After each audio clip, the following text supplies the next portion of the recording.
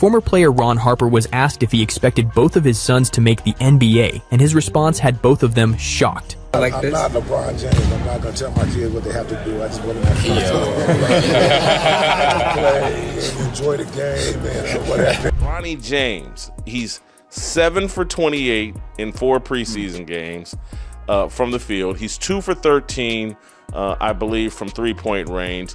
He's got 8 assists and 8 turnovers. He's moving into year 2. This guy is not an NBA player. You know, when it comes to basketball, it's the greatest accomplishment that I've ever had. Done it all as an individual, but there's no greater accomplishment that would be able to overtake me being on the same floor as my son. So I'm not LeBron James. I'm not going to tell my kids what they have to do. I just want my kids to The 2026 NBA All-Star Weekend just served us something way more entertaining than the actual game itself. And no, we're not talking about Kawhi Leonard going absolutely nuclear on the court. Two-time teammate. Oh, Leonard! He is scorching! We're talking about Ron Harper casually obliterating LeBron James with one perfectly executed verbal kill shot that's got the entire basketball world talking.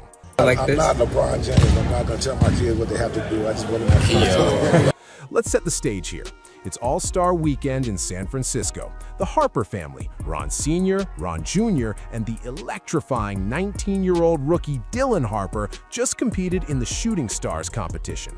They're sitting at the podium doing the standard media availability thing. Reporters are lobbing softballs, everyone's relaxed, the boys are clowning their old man about missing layups. Standard family banter, right? Then someone asks Ron Sr. a simple question. When Dylan and Ron Jr. were born, was this division? Did you see them becoming NBA players? Did you dream of this moment? And that's when Ron Harper dropped an absolute nuke. I'm not LeBron James. I'm not going to tell my kids what they have to do. I just want my kids to The disrespect, the precision, the absolute surgical nature of that response. Ron Harper didn't just answer the question, he ethered LeBron James in front of the entire basketball world without even raising his voice. No hesitation, no filter, just pure, uncut truth delivered with the casual confidence of a man who won 5 consecutive NBA championships. And the best part? Look at Dylan Harper's reaction. The 19-year-old rookie can barely contain himself. His face says everything.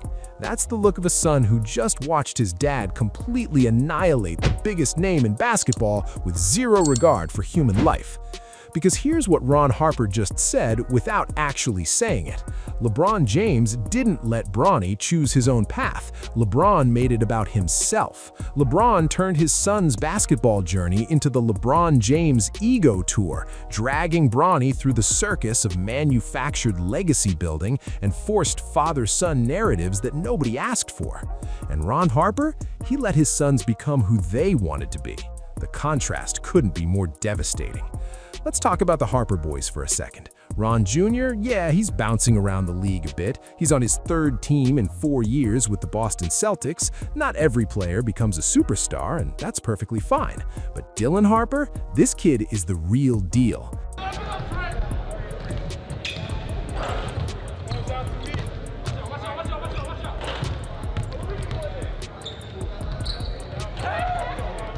Second overall pick in the 2025 NBA Draft, behind only Cooper Flagg. 19 years old, already averaging 11 points per game for a San Antonio Spurs team that's absolutely terrifying right now. The Spurs have the 3rd best record in the NBA. They're only 2 games behind Oklahoma City for the #1 seed. They've beaten the Thunder 3 times already this season. Victor Wembanyama, Chris Paul running the offense, and now Dylan Harper developing into a legitimate weapon. This team is built for a deep playoff run, and Dylan Harper earned his spot on merit, not because his daddy hijacked an organization. Now, let's pivot to the LeBron and Bronny situation, because this is where things get absolutely ugly.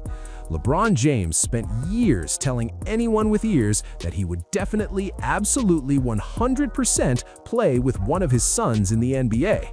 He made it his mission, his destiny, his legacy.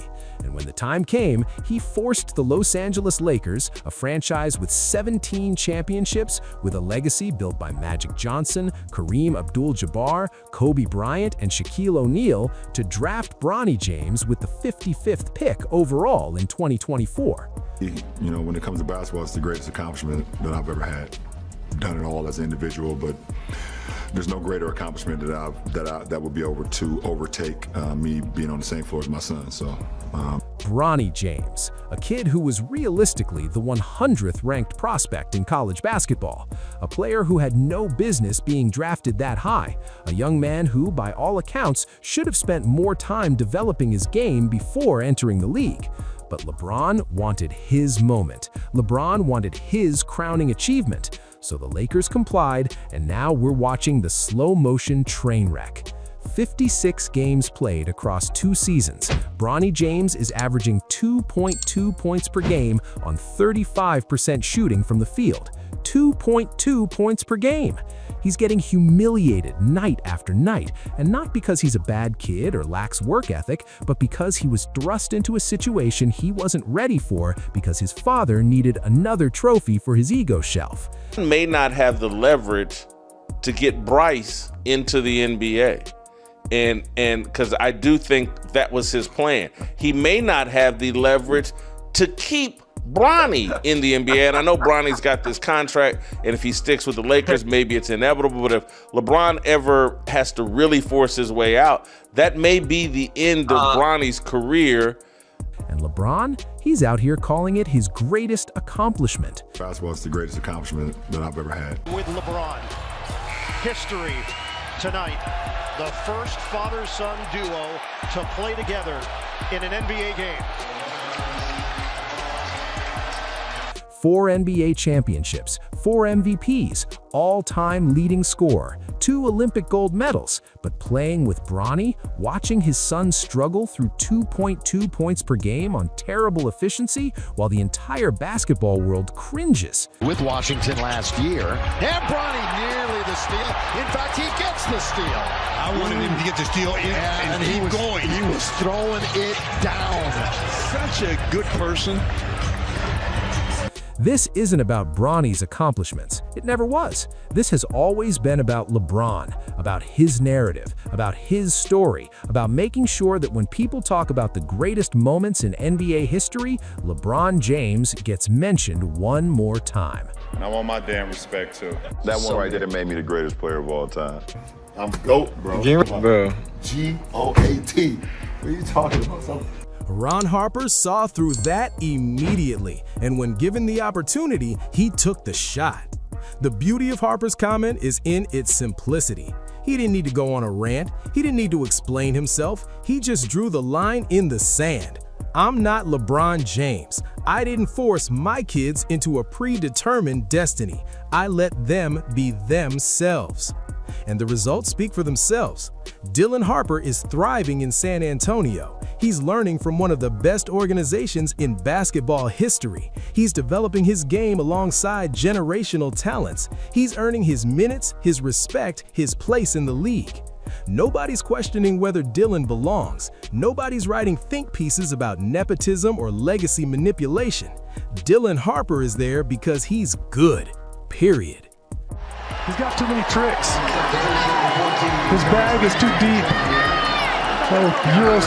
Meanwhile, Bronny James is a constant source of debate, scrutiny, and secondhand embarrassment. Is it fair to him? Absolutely not. But that's what happens when your father turns your career into a vanity project. Here's the thing that really stings for LeBron.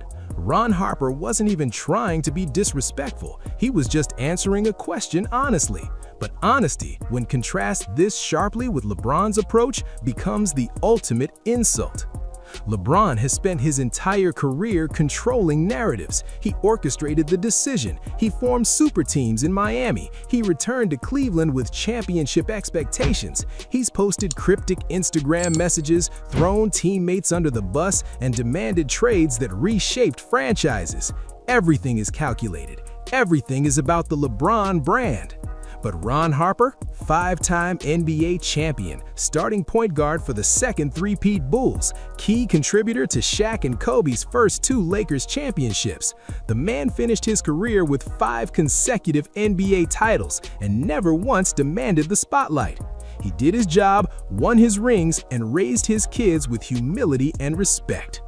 That's the difference. That's why Harper's comment landed like a cruise missile.